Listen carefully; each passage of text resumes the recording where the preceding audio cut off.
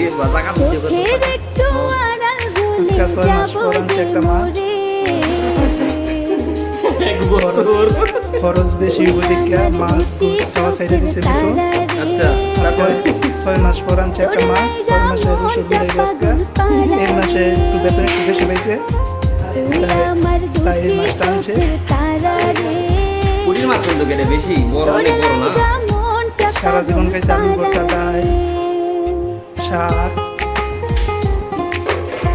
Copy ভাজি। আজকে একটা মাছ কিনছে মিঠু। আপনারা দেখবেন কিভাবে খায় মিঠু।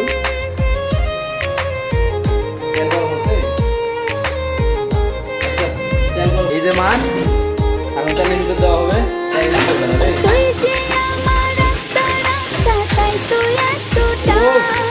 চিল রে মামা চিল।